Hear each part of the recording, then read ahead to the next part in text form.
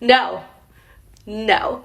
When I was 9 years old, I got a very Catholic experience at my Baptist church by someone that I knew.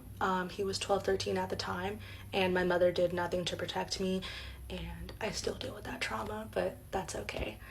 So, Lord and behold, I get diagnosed with depression and anxiety when I'm 10 years old, but my mother says, no, that's not real. She'll grow out of it. She just gets nervous and everybody gets sad.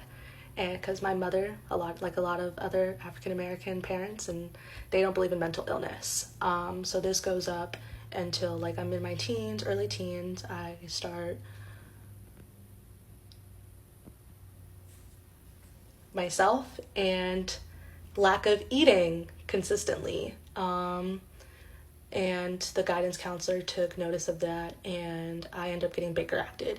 And what my mom, she got mad at me and told me that I was embarrassing her, and how could I do this to her and make her leave her job for this nonsense, and it's going to be me that ends up unaliving my father by stressing him out since he has high blood pressure. So I've been in and out of psych wards, so you can imagine my grades at this point. And therapy was taken away from me because therapy is a privilege. And Lord and behold, it's honestly because they were picking out that it was her fault for my trauma. And since I wasn't eating, my mother told me that's on me. As CPS comes, that's all my fault, and I deserve whatever happens to me because she did everything that she did as a parent by providing me food and everything like that. And it's my choice if I want to eat it or not.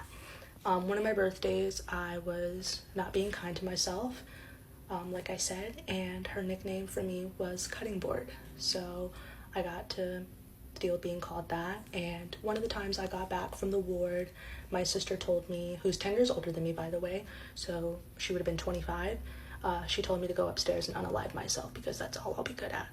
And my mother did nothing to protect me, didn't reprimand her, anything. And I was like, why didn't you say anything? She was just like, oh, well, I was a single child and you guys are siblings. So she's just like, oh, you guys are siblings. I didn't have any siblings, so just work it out. Just quit being so sensitive. I don't have a relationship with my sister to this day. I got into a car accident and car was totaled and neck brace and all. She didn't call me. I've been hospitalized for panic attacks, and she's just like, oh, you didn't grow out of that, and she hung up on me. One of the times I was in the ward, I got my period, and she did not bring me underwear. She told me since I embarrassed her, she's going to embarrass me, and I had to wear the same pair every single day for weeks, and they just had to wash them for me. So, no, I don't want her to be my mother ever again.